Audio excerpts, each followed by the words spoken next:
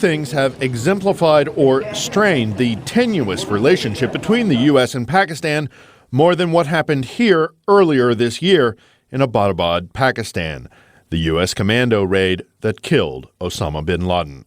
It raised questions in the U.S. about Pakistan's friendship and angered many Pakistanis, upset by America's unilateral action. But Cameron Munter, the U.S. ambassador to Pakistan, told VOA the two nations must remain united against a common enemy.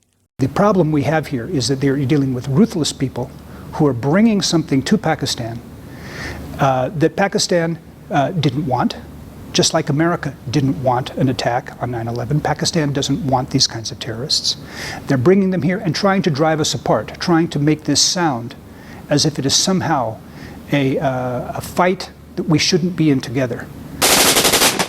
When the United States launched its military campaign in Afghanistan, it inserted itself into a far larger, far messier regional struggle. Tensions between India and Pakistan dominate the subcontinent.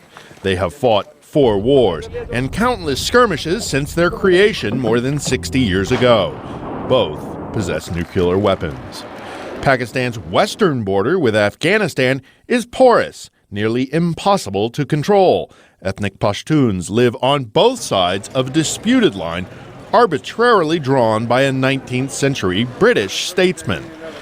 Maliha Lodi, the former Pakistani ambassador to the U.S., says Washington didn't fully understand the ramifications of sending troops to Afghanistan. Well, I think the blowback of 10 years of war in Afghanistan has been devastating for Pakistan. It led not just to the prolongation of a war that destabilized the region, but it also led to the defeat of America's own objectives, because America was unable to distinguish and therefore separate al-Qaida from the Taliban. Pakistan feels that this war, in the manner in which it was fought, was pushed into Pakistan's border regions. Taliban, al-Qaida, and other insurgents fled into Pakistan when the U.S.-led coalition arrived in 2001. And after Pakistan sided with the U.S., many of the fighters in those tribal regions decided Pakistan's military and government were legitimate targets. That led Pakistan's military to pursue some insurgents, but not others, notably the Haqqani network, allied to both the Taliban and al-Qaida.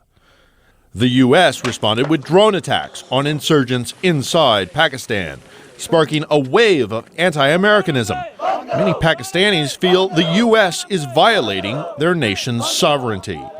But Ambassador Munter says for the last 10 years, the two nations have stood together and suffered together.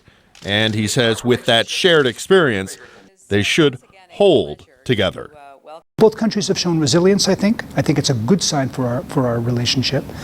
Both countries have suffered, and we honor the sacrifices people have made. But huge challenges remain, and we're going to have to stay together in order to face them. Parties on both sides of the relationship question that, though. Whether it's in the American Congress, where there's talk of cutting aid, or in Pakistan, where there's anger and talk of breaking with America. For now, the two remain allies. Phil Ittner, VOA News, Islamabad.